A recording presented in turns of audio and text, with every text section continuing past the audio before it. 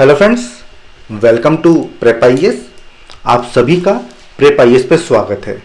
Friends, इस series में हम लोग daily answer writing sessions conduct कर रहे हैं एंड सिस्टम कुछ इस तरह से है कि Monday to Saturday daily 11 AM पे हम लोग 2 क्वेश्चंस पोस्ट करते हैं। और कहाँ पे करते हैं? हमारे टेलीग्राम चैनल पे। ये क्वेश्चन GS 1, 2, 3 एंड 4 से बिलोंग करते हैं।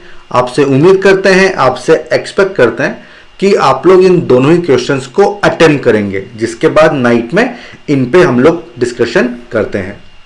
अब देखिए, ये जो क्वेश्चंस आप अटेम्प्ट करते हैं, इनको पीयर इवेल्युएशन के लिए आप सबमिट कर सकते हैं। कहां पर? हमारा टेलीग्राम चैनल है प्रेप आईएएस पीयर इवेल्युएशन। इसका लिंक इस वीडियो के डिस्क्रिप्शन बॉक्स में आपको मिल जाएगा।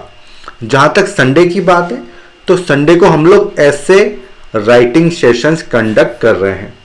अब देखिए, अगर अभी तक आपने हमारे चैनल को सब्सक्राइब नहीं किया है तो प्लीज इसे सब्सक्राइब करो, शेयर करो, फॉरवर्ड करो।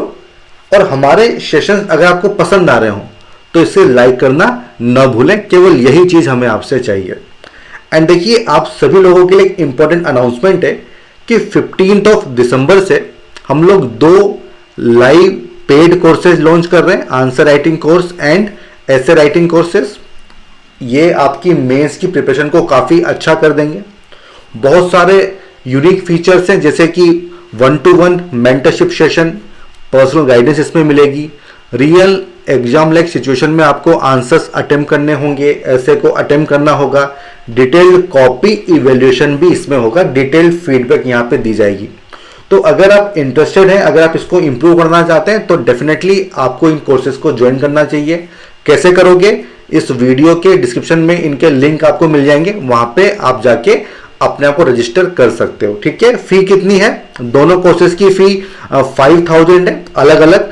अगर दोनों को ज्वाइन करते हो, ठीक है, तो आपको फिर 1000 का डिस्काउंट मिलेगा, 9000 आपको पे करना होगा। ठीक है। तो ये कोर्सेज के फीचर हैं। अगर आप इंटरेस्टेड हैं तो आप इनको ज्वाइन कर सकते हैं। अब हम आते हैं हमारे आज के सेशन पे।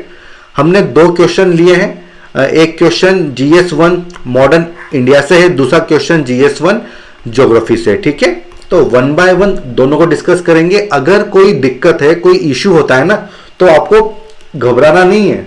आपको क्या करना है? आपको कमेंट सेक्शन में अपना डाउट लिखना है, मैं डेफिनेटली उसको रिजॉल्व कर दूंगा। ठीक है। चलिए, उसके बाद क्या करेंगे? हमारा अगला सेगमेंट आता है जहां पे एक लर्नर की आंसर शीट को हम लोग डिस्कस करते हैं। ठीक है। समझ में आ गया? चलिए, अब हम आते हैं क्वेश्चन नंबर 1 पे। 15 मार्कर है। ठीक है। 250 वर्ड्स में इसको अटेम्प्ट करना है। देखिए क्या क्वेश्चन है। The philosophy of Mahatma Gandhi was unique and influenced by both moderates as well as extremist, elucidate. ठीक है। तो काफी आसान सा दिख रहा है क्वेश्चन, एक बार फिर से पढ़ते हैं इसको। भाई, महात्मा गांधी, इनकी कुछ फिलोसॉफी थी जो कि यूनिक है। ठीक है, यूनिक फिलोसॉफी है। तो भाई ये तो आपको बताना ही होगा ना कि किस तरह से यूनिक है। And influenced by both moderates as well as extremist. ठीक है। तो भाई उनकी जो फिलोसॉफी है वो यूनिक भी है, उसमें आपको कुछ एलिमेंट ऐसे भी दिखाई देते हैं जो कि मॉडरेट से इन्फ्लुएंस्ड हैं, कुछ एलिमेंट्स एक्सट्रीमिस्ट, नरमपंथी, चरमपंथी, इनसे इन्फ्लुएंस भी आपको देखने को मिलता है। तो इसको आपको एक्सप्लेन करना है। ठीक है। तो भाई कीवर्ड क्या है? महात्मा गांधी की फिलोसॉफी। ठीक है। तो उसी से आप शुरुआत कर सकते हो। क्या डिफरेंट पार्ट्स हो जाएंगे भाई, उनकी फिलोसॉफी क्या है। और देखिए, आप जानते हैं कि उनकी फिलोसॉफी का जो कोर एलिमेंट है वो क्या है? सत्याग्रह। ठीक है। तो थोड़ा सा उसको आप एक्सप्लेन भी कर सकते हो। देन बता दो कि किस तरह से मॉडरेट्स का इन्फ्लुएंस देखने को मिलता है, एक्सट्रीमिस्ट का इन्फ्लुएंस देखने को मिलता है, किस तरह से यूनिक फिलोसॉफी है। ठीक है। यूनिक। ठीक है। हालांकि मॉडरेट्स का इन्फ्लुएंस है, एक्सट्रीमिस्ट का इन्फ्लुएंस है, लेकिन तब भी यूनिक है। यूनिक मतलब उस जैसा कोई भी नहीं। तो वो एलिमेंट आपको बताने होंगे कि किस तरह से यूनिक फिलोसॉफी है। देन आपको कंक्लूड करना होगा। तो सिंपल सा ये क्वेश्चन है। क्या डिफरेंट पार्ट्स हो गए, मैंने आपको बता दिया। अब इनको थोड़ा सा डिटेल में देख लेते हैं। देखिए, गांधी जी की जो फिलोसॉफी थी उसमें कुछ असेंशियल एलिमेंट आपको देखने को मिलते हैं। क्या थे वो? Non violence. ठीक है। स्वराज, स्वदेशी, सर्वोदय, पैसिव रेजिस्टेंस। ठीक है। तो ये इनके कोर एलिमेंट थे। तो इससे आप शुरुआत कर दो कि भाई गांधी की फिलोसॉफी में हमें इन सब का कॉम्बिनेशन देखने को मिलता है। ठीक है। अब भाई इसकी जो कोर चीज है वो क्या थी, सत्याग्रह। सत्याग्रह को एक्सप्लेन कर दो, ट्रूथ एंड नॉन वायलेंस, ठीक है। ये सब डिटेल कहां पे मिलेगी, स्पेक्ट्रम में काफी डिटेल में दिया हुआ कि सत्याग्रह का मतलब क्या होता है, उसके कौन से एलिमेंट होते हैं, तो इसको आप ब्रीफ में एक्सप्लेन कर सकते हो। आप चाहो तो यहाँ पे एरो डायग्राम बना दो कि सत्याग्रह, इसके मतलब point number 1, point number 2, point number 3 and point number 4, ठीक है। तो इससे आपका टाइम स्पेस बचेगा और आपका प्रेजेंटेशन भी अच्छा हो जाएगा, ठीक है।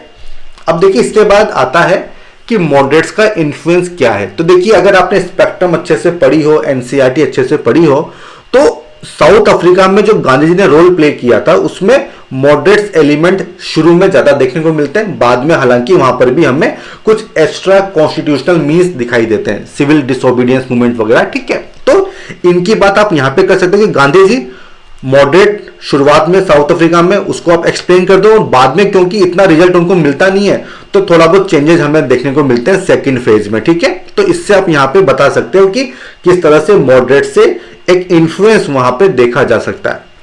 फिर वो इंडिया में आते हैं, ठीक है, और इंडिया में जब आए तो उसके बाद कुछ और फीचर्स हमें दिखाई दिए, जैसे कि देखो एक्सट्रीमिस्ट क्या बात करते थे, एक्सट्रीमिस्ट कि भाई मासेस पे हमको भरोसा रखना है, जबकि मॉडरेट्स नहीं करते थे।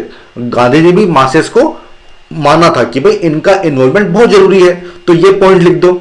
देन डू और डाई, करो या मरो, ठीक है। किसने कहा था, गांधी जी ने कहा था। कब कहा था, क्विट इंडिया मूवमेंट। तो थोड़ा बहुत झलक देखने को मिलती है कि एग्रेसिवनेस यहां पे दिखाई दे रही है, मींस एक्सट्रीमिस्ट आइडियोलॉजी, ठीक है। ये पॉइंट आप लिख सकते हो। देन मॉडरेट चाहते थे कि भाई सेल्फ रूल हो बट ब्रिटिश गवर्नमेंट के अंडर में, जबकि गांधी जी एक्सट्रीमिस्ट क्या चाहते थे कि नहीं भाई हमें तो सेल्फ रूल चाहिए विदाउट ब्रिटिश कॉलोनियलिज्म, ठीक है।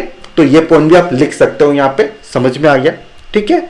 अब भाई किस तरह से यूनिक थी, तो वो एलिमेंट बता दो जो सबसे अलग थे। भाई जो एक्सट्रीमिस्ट लोग थे ये तो वायलेंस की बात करते थे, गांधी जी चोरी चोरा इंसिडेंट पूरा मूवमेंट वापस ले लिया, क्यों, क्योंकि अहिंसा की पुजारी थे, वो पॉइंट लिख दो। मॉडरेट्स बात करते थे कि भाई कॉन्स्टिट्यूशनल मीन्स, जबकि गांधी जी नहीं भाई एक्स्ट्रा कॉन्स्टिट्यूशनल मीन्स की बात करेंगे। कॉन्स्टिट्यूशनल मीन्स पेटिशन, प्रेयर, ठीक है, प्रोटेस्ट, उससे कुछ हासिल हो नहीं रहा था तो थोड़ा चेंज करो, civil disobedience movement, non cooperation movement, ठीक है। देन मीन्स, भाई मीन्स भी उतने ही इंपॉर्टेंट है जितने एंड्स है। भाई आप वायलेंस का सहारा लेके आजादी हासिल नहीं करोगे, ठीक है। देन गांधी जी की जो फिलोसॉफी थी वो बहुत ही ब्रॉड थी, उसमें सर्वोदय का कॉन्सेप्ट, स्वदेशी का कॉन्सेप्ट, स्वराज का कॉन्सेप्ट देखने को मिलता है, अनटचेबिलिटी को हटाना है, हिंदू मुस्लिम यूनिटी की बात करनी है, ठीक है। तो ये सारे पॉइंट आपको यहां पे लिखने होंगे जो कि उनकी आइडियोलॉजी को यूनिक बनाता है, जो पहले नहीं देखी गई, ठीक है। कैसे एंड करोगे, तो भाई यहां पे आप लिख दो कि भाई इनकी जो फिलोसॉफी थी उसका मेन गाइडिंग प्रिंसिपल क्या था, नेशनल इंटरेस्ट एंड कंपैशन, ठीक है। और इसीलिए इनकी फिलोसॉफी यूनिक मानी जाती है, stand apart from moderates and extremist. हालांकि उनका इन्फ्लुएंस था लेकिन तब भी उससे अलग दिखाई देती है, क्यों, क्योंकि कंपैशन कूट कूट के भरा हुआ था, ठीक है। तो ये फर्स्ट क्वेश्चन हो जाएगा। अगर आपका कोई डाउट है तो आप कमेंट सेक्शन में मुझसे पूछ सकते हो, ठीक है। अब आए सेकंड क्वेश्चन पे, चलिए। तो भाई सेकंड क्वेश्चन जो है ज्योग्राफी से बिलोंग करता है, northern Europe and north America पे क्वेश्चन है, have more developed commercial fishing industry. तो यहां का कोर वर्ड क्या है, कमर्शियल फिशिंग इंडस्ट्री। इसको एक्सप्लेन कर दो क्या होता है इंट्रोडक्शन में, एज कंपेयर टू एशिया। तो एशिया के मुकाबले नॉर्दर्न यूरोप और अमेरिका में ये चीज ज्यादा डेवलप्ड है, इसको आपको एक्सप्लेन करना है, इसके कारण बताने होंगे भाई ऐसा क्यों है। And why Japan an exception, भाई जापान भी एशिया में आता है, पहले पूछा कि एशिया में कम है बट जापान में ज्यादा है, तो ये एक्सेप्शन क्यों है, तो ये आपको एक्सप्लेन करना होगा। तो क्या डिफरेंट पार्ट्स हो जाएंगे, आसान सा क्वेश्चन है। पहले बता दो कि कमर्शियल फिशिंग इंडस्ट्री क्या होती है, फिर बता दो कि यहां पे क्यों डेवलप्ड है, और फिर बता दो कि जापान क्यों एक्सेप्शन है, ठीक है। तो बहुत ही सरल सा क्वेश्चन है, आसान सा क्वेश्चन है, इसके पार्ट्स आप आराम से बना लोगे, ठीक है, समझ में आ रहा है। अब देखो भाई कमर्शियल फिशिंग इंडस्ट्री, भाई आप फिशिंग कर रहे हो कमर्शियल पर्पस के लिए, मतलब प्रॉफिट के लिए उसको बेचोगे आप, तो this is commercial fishing industry, ठीक है। देखो कमर्शियल चीज होती है, होता है सब्सिस्टेंस, जब आप खुद के लिए फिशिंग करते हो तो वो चीज अलग है, ठीक है। तो इसलिए कमर्शियल फिशिंग इंडस्ट्री। अब भाई जो ये नॉर्दर्न यूरोप है, ठीक है, अमेरिका है, यहां पे क्यों इतना ज्यादा डेवलपमेंट देखने को मिलता है, बहुत सारे कारण है। देखो सबसे पहला तो भाई रिच कंट्रीज है, पैसा काफी कुछ है और इस काम में काफी कैपिटल चाहिए, आपको बड़े बड़े शिप चाहिए होंगे, वेसल चाहिए होंगे, टेक्नोलॉजी काफी अच्छी चाहिए होगी, जीपीएस वगैरह चाहिए होगा, तो कैपिटल यहाँ पे काफी आराम से अवेलेबल होती है जो एशिया में नहीं देखने को मिलती है। देन देखिए जो क्लाइमेट है एशिया का थोड़ा वार्म क्लाइमेट है, जबकि नॉर्दर्न यूरोप अमेरिका में थोड़ा कूल क्लाइमेट देखने को मिलता है। अगर क्लाइमेट ठंडा है तो स्टोरेज ज्यादा समय तक हो जाएगा, ट्रांसपोर्टेशन अच्छे से कर सकते हो, तो वो चीज एशिया में नहीं दिखती है। देन कोस्ट लाइन, देखो एशिया में आपको ना स्मूथ कोस्ट लाइन देखने को मिलती है, तो नेचुरल हार्बर्स काफी मुश्किल से देखने को मिलेंगे, जबकि वहां पे ऐसा नहीं होता है। देन कॉन्टिनेंटल शेल्फ, देखो कॉन्टिनेंटल शेल्फ जितनी बड़ी होगी, ठीक है, तो उतना ही शैलो वाटर आपको ज्यादा मिलेगा, प्लैंकटन की ग्रोथ ज्यादा होगी, तो ऐसा हमें एशिया में कम देखने को मिलता है, जबकि यहां पे ज्यादा देखने को मिलता है। तो ये पॉइंट लिख दोगे भाई, समझ में आ रहा है ना, पढ़ा ना ज्योग्राफी में, जीसी लियोंग में दिया हुआ है सब कुछ। देन स्पीसीज की वैरायटी, देखो भाई ट्रॉपिकल एरियाज में एशिया में क्या है कि वैरायटीज काफी ज्यादा हैं, बट उनकी क्वांटिटी कम होती है, ठीक है। बट जब आप कमर्शियल फिशिंग कर रहे हो तो आपको क्वांटिटी ज्यादा चाहिए, तो वो एक इश्यू बन जाता है। देन हेल्थ इश्यू, एशिया में जो फिश आपको मिलेगी उसमें ऑयल कंटेंट ज्यादा है, इस वजह से हेल्थ के लिए सही नहीं मानते भाई, ठीक है। तो ये सारे पॉइंट आपको यहां पे मेंशन करने होंगे। तो भाई फिर जापान में ऐसी क्या खास बात है, तो भाई जापान की जो लोकेशन है ना, ज्योग्राफिकल लोकेशन, वो उसको यूनिक बनाती है। क्यों? क्योंकि देखो एक तो माउंटेन वाला एरिया है, अब माउंटेन वाला एरिया है तो वहां पे एग्रीकल्चर के लिए इतनी लैंड नहीं है, तो वहां की जो पॉपुलेशन है वो डिपेंडेंट है किस पे, फिशिंग इंडस्ट्री पे, वही उनके लिए प्रोटीन का सोर्स है, ठीक है। लाइव स्टॉक फार्मिंग भी इतनी नहीं होती है। देन बहुत सारे आइलैंड्स हैं तो हार्बर्स काफी आराम से बन जाते हैं।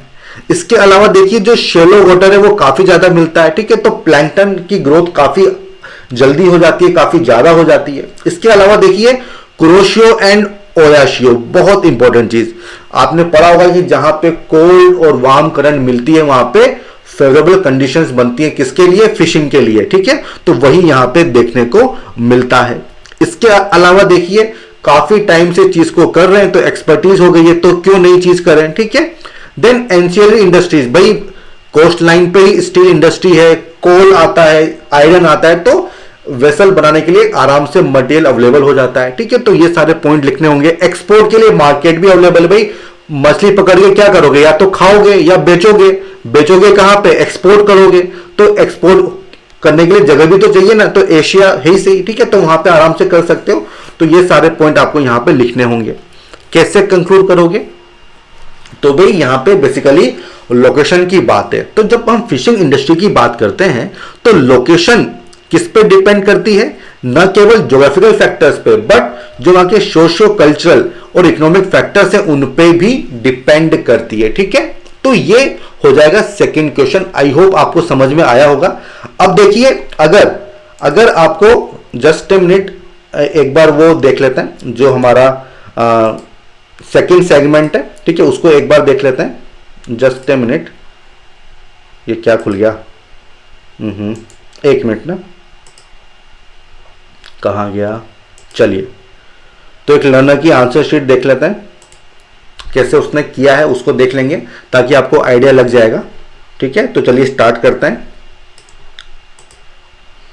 एक मिनट ना, okay.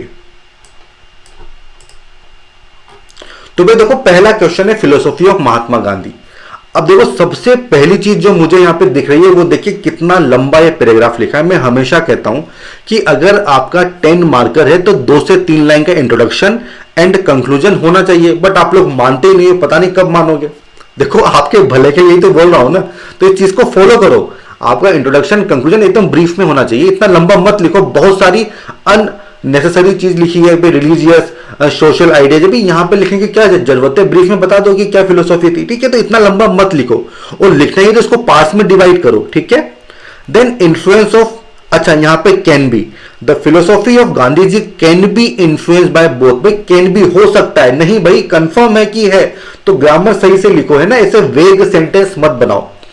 Influence of moderates, as the political guru, भाई बहुत ही अच्छा पॉइंट है। गोपाल कृष्ण गोखले वो भी मॉडरेट थे, तो बहुत शानदार पॉइंट है।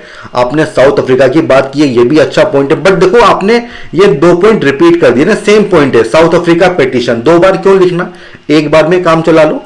Then influence of extremist, swadeshi अच्छा पॉइंट है। Then choose between cowardice and violence only, then India should resort to arms. देखो ठीक है, ये पॉइंट भी ठीक है, बट इसमें ऐसा लग रहा है कि वो बात करते थे वायलेंस की, जबकि ऐसा नहीं है। तो ये पॉइंट न लिखो तो ज्यादा बढ़िया है, ठीक है।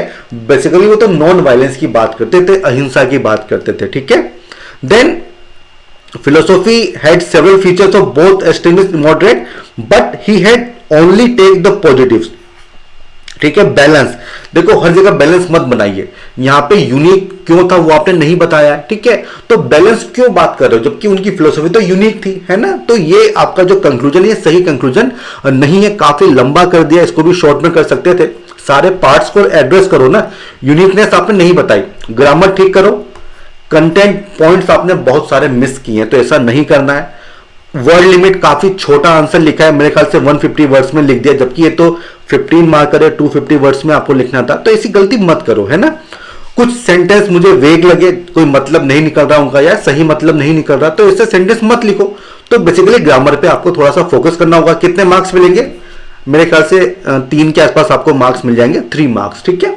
तो भाई डिमोटिवेट नहीं होना है, परेशान नहीं होना है। पर्पस क्या है, मैं क्यों आपकी कमी बता रहा हूं, इससे आप ही का फायदा होगा ना। इसको इंप्रूव करो, दोबारा रिपीट मत करो, ठीक है। समझ में आ गया, चलो अब आते हैं सेकंड क्वेश्चन पे। नॉर्दर्न यूरोप, तो भाई इन्होंने सबसे पहले डिफाइन किया है और काफी अच्छे से डिफाइन किया है, सेम डेफिनेशन जो मैंने बताई, ठीक है, नेट पे अवेलेबल है, अच्छा पॉइंट है ये, ठीक है। देन आपने इसका डेटा बता दिया कि ग्लोबल फिशिंग का क्या इंडस्ट्री है, तो भाई इसकी जरूरत ही नहीं है, यहाँ पे पूछा ही नहीं है, ज्योग्राफी का क्वेश्चन है, तो इसका कोई मतलब था नहीं यहाँ पे, ठीक है। चलो अब इसके बाद आपने क्या लिखा है, नॉर्दर्न यूरोप, और उसके बारे में लिखा है। देखो यार थोड़ा सा प्रेजेंटेशन पे वर्क करो, स्ट्रक्चर अच्छा बनाओ। हेडिंग लिखो नॉर्दर्न यूरोप, वहां पे क्यों फेवरेबल कंडीशन है, ठीक है। उसके बाद बुलेट पॉइंट फॉर्मेट में लिखो, उसकी विजिबिलिटी बहुत अच्छी होती है। यहाँ पे पैराग्राफ में पॉइंट आपके छूट जाते हैं, है ना। और जो आपके पॉइंट है उसको अंडरलाइन भी करो, जैसे कि हाईली डेवलप क्यों है, क्योंकि यहाँ पे एक तो पॉपुलेशन कम है, टेक्नोलॉजी काफी अच्छी है। तो देखो यार इन पॉइंट्स को ना आप लिख सकते थे बुलेट पॉइंट में ना, पॉइंट नंबर 1, पॉइंट नंबर 2, तो वो ज्यादा अच्छा होता है। इतने बड़े पैराग्राफ में बहुत दिक्कत आती है, इंटरेस्ट नहीं बना देता, ठीक है। अगर पैराग्राफ लिखने ही है तो काफी छोटे पैराग्राफ लिखो, ठीक है। चलो अब नॉर्थ अमेरिका, तो भाई देखो नॉर्थ अमेरिका है तो वहां पे लिखा है आपने कि ये करंट का मिक्स देखने को मिलता है, अगेन टेक्नोलॉजी काफी अच्छी। तो देखो एक ही पॉइंट आप बार बार रिपीट कर रहे हो, टेक्नोलॉजिकल एडवांसमेंट। आप चाहते तो इन दोनों हेडिंग को क्लब कर देते कि भाई यहाँ पे क्या चीज देखने को मिलती है, ठीक है।